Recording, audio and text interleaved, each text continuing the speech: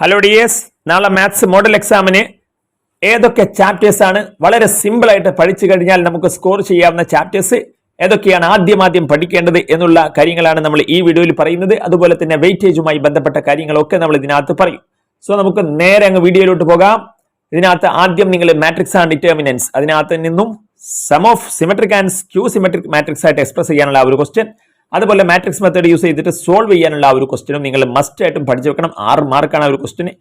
അതുപോലെ തന്നെ അതിനകത്ത് അപ്പം നിങ്ങൾക്ക് 13 മാർക്കിനാണ് മാട്രിക്സ് ആൻഡ് ഡിറ്റർമിനൻസ് എന്ന് പൊതുവേ ഉള്ള വെയിറ്റേജ്. അപ്പൊ ആ 2 ക്വസ്റ്റ്യനും നിങ്ങൾ വിട്ട് ഒരു കളിയും കളിക്കരുത് എന്നുള്ളതാണ്. സോ നമുക്ക് അടുത്ത ഇമ്പോർട്ടന്റ് ആയിട്ടുള്ള ഏരിയ എന്ന് പറയുന്നത് ലീനിയർ പ്രോഗ്രാമിംഗിലെ 6 മാർക്കിന്റെ ഒരു ക്വസ്റ്റ്യൻ ഉണ്ട്. അപ്പം അതും വളരെ ഇമ്പോർട്ടന്റ് ആയിട്ട് നിങ്ങൾ ചെയ്യേണ്ടതാണ്. ഒരൊറ്റ ക്വസ്റ്റ്യൻ പഠിച്ചു കഴിഞ്ഞാൽ 6 മാർക്ക് എന്ന് പറയുമ്പോൾ അതിനകത്ത് നിങ്ങൾ മസ്റ്റ് ആയിട്ട് അതും ഈസി ആയിട്ടുള്ള ഒരു ടൈപ്പ് ഓഫ് ഏരിയ ആണ്. ദെൻ അതുപോലെ നിങ്ങൾക്ക് വെക്റ്റർ ആൽജിബ്ര 7 മാർക്ക്, അതിനകത്ത് ഡോട്ട് പ്രൊഡക്റ്റ്, ക്രോസ് പ്രൊഡക്റ്റ് ഒക്കെ ഫിസിക്സിലൊക്കെ നിങ്ങൾ ഓൾറെഡി +1 പഠിച്ച സംഭവങ്ങളാണ്. അപ്പം അതുകൊണ്ട് തന്നെ വളരെ ഈസി ആയിട്ട് ചെയ്യാവുന്ന മൾട്ടിപ്ലിക്കേഷനും അഡീഷനും ഒക്കെ കൂട്ടാനും ഗുണിക്കാനും ഒക്കെ അറിയുന്നവർക്ക് പറ്റാവുന്ന ക്വസ്റ്റ്യനുകൾ അതിനകത്തുണ്ട്. അപ്പോൾ അതുകൊണ്ട് വെക്റ്റർ ആൽജിബ്രയിൽ നിങ്ങൾ യൂണിറ്റ് വെക്റ്റർ കാണുവാനും അതുപോലെ തന്നെ പ്രൊജക്ഷൻ കാണുവാനും dot product, cross product, angle കാണുവാനും ഒക്കെ നിങ്ങൾ അത്തരം ക്വസ്റ്റ്യനുകൾ ചെയ്യുക. അപ്പം ഏതൊക്കെയാണ് അത്തരത്തിലുള്ള ക്വസ്റ്റ്യനുകൾ എന്ന് നമ്മൾ ഉടനെ തന്നെ വീഡിയോ ചെയ്യാം. ദെൻ പിന്നീട് 3D geometry, distance between skew lines, angle between lines, അതൊക്കെ കാണാൻ വളരെ എളുപ്പമാണ്. കാർട്ടീഷ്യൻ ഫോമും വെക്റ്റർ ഫോം ഇക്വേഷൻസും ഒക്കെ അതിനകത്ത് വരും. സിമ്പിൾ ആയിട്ടുള്ള ഒരു ചാപ്റ്ററാണ്. 4 മാർക്ക് നിങ്ങൾക്ക് കിട്ടും. അതിനകത്ത് ആ ലൈൻസിന്റെ കാര്യം നിങ്ങൾ മറക്കണ്ട. പിന്നീട് അതിനകത്ത് റിലേഷൻ ആൻഡ് ഫംഗ്ഷൻസ് 7 മാർക്കാണ്. അതിനകത്ത് റിഫ്ലക്സീവ്, സിമെട്രിക്, ട്രാൻസിറ്റീവ് എന്നൊക്കെ പറഞ്ഞിട്ട് നമ്മുടെ ഇക്വാലൻസ് റിലേഷൻ പ്രൂവ് ചെയ്യാനും 1-1-1-2 ഇൻവേർട്ടിബിൾ അല്ലെങ്കിൽ ബൈജക്റ്റീവ് ഫംഗ്ഷൻ ആണെന്ന് പ്രൂവ് ചെയ്യാനുമുള്ള കാര്യങ്ങളൊക്കെ, ചിലപ്പം കോമ്പോസിഷനോ ഫംഗ്ഷനോ ഒക്കെ വന്നേക്കാം. എന്തായാലും സിമ്പിളായിട്ട് 7 മാർക്ക് നിങ്ങൾക്ക് കിട്ടും. ഇപ്പോൾ എത്ര മാർക്കായി? നമുക്ക് ഇതിനകത്ത് 26, 30, 37 മാർക്കായല്ലോ.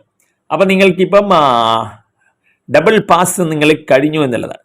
അപ്പോൾ ഇനി അങ്ങോട്ട് പോകുമ്പോൾ പ്രോബബിലിറ്റിയുടെ 7 മാർക്ക് ഉണ്ടെങ്കിലും അതിനകത്ത് കാർഡുമായി ബന്ധപ്പെട്ട ക്വസ്റ്റ്യനുകളൊക്കെ ചിലപ്പം കോംപ്ലിക്കേറ്റഡ് ആയി വരാമെങ്കിലും അതിനകത്ത് ആ ഒരു 3 മാർക്കിന്റെ ഏരിയയിൽ വളരെ സിമ്പിൾ ആയിട്ടുള്ള ക്വസ്റ്റ്യനുകൾ നിങ്ങൾക്ക് സ്കോർ ചെയ്യാവുന്ന ക്വസ്റ്റ്യനുകൾ അതിനകത്തുണ്ട്.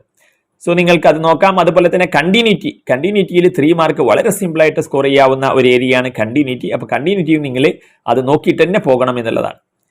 ദെൻ അതിൽ എ കാണാനും ബി കാണാനും കെയുടെ വാല്യൂ കാണാനും കണ്ടിന്യൂസ് ആണെന്ന് ചെക്ക് ചെയ്യാനും. പിന്നീട് ഡിഫറൻഷ്യൽ ഇക്വേഷൻസിലോട്ട് വരുമ്പോൾ അതിനകത്ത് അത് പൊതുവേ കുറച്ചൊന്ന് പലർക്കും ബുദ്ധിമുട്ടുള്ള ഒരു ചാപ്റ്റർ ആയിരിക്കും. പക്ഷെ അതിനകത്ത് 1 മാർക്ക് വാങ്ങിക്കാനുള്ള ഒരു ക്വസ്റ്റ്യൻ ഉണ്ടെന്നേ, ഓർഡർ ആൻഡ് ഡിഗ്രി. അപ്പോൾ അതുമായി ബന്ധപ്പെട്ട് വളരെ സിമ്പിളായിട്ട് നിങ്ങൾക്ക് അതിൽ നിന്ന് 1 മാർക്ക് എന്തായാലും വാങ്ങിക്കാൻ പറ്റും. പിന്നീട് നമ്മുടെ ഇൻവേഴ്സ് ട്രിഗ്നോമെട്രി വെച്ചിട്ടുള്ള പ്രിൻസിപ്പൽ വാല്യൂ കാണാനുള്ള 1 മാർക്ക് ക്വസ്റ്റ്യൻ ഉണ്ട്, 1 മാർക്കിന്റെ. അതും വളരെ സിമ്പിളാണ്. 2 മാർക്കിന്റെ ഒക്കെ പലപ്പോഴും എന്താവാം, ഡിഫിക്കൽട്ടൊക്കെ അതിനകത്ത് വരാൻ പലർക്കും ബുദ്ധിമുട്ടുണ്ടാകാം. നമ്മൾ അവിടെ അത് ഉദ്ദേശിച്ചത് അവിടെ ആ 1 മാർക്കിന്റെ 2 ക്വസ്റ്റ്യനുകളാണ് ഈസി എന്ന് പറയുന്നതിനകത്ത്. ഓക്കെ. ദെൻ പിന്നീട് അതിനകത്ത് application of derivatives, then interval കാണാൻ ഡിക്രീസിംഗ് ആണോ ഇൻക്രീസിംഗ് ആണോ, മിനിമ മാക്സിമ ഒക്കെ കാണാൻ വളരെ സിമ്പിളാണ് അതിനകത്ത്. അത്തരം ക്വസ്റ്റ്യനുകൾ പഠിക്കാം നിങ്ങൾക്ക്. പിന്നീട് 7 മാർക്ക് അതിനകത്ത് നിന്ന് വെയിറ്റേജ് അതിനകത്ത് വരുന്നുണ്ട്. പിന്നീട് നമ്മുടെ അവസാനം ഇന്റഗ്രൽസ് പലപ്പോഴും പലർക്കും ബുദ്ധിമുട്ടുണ്ടാകും.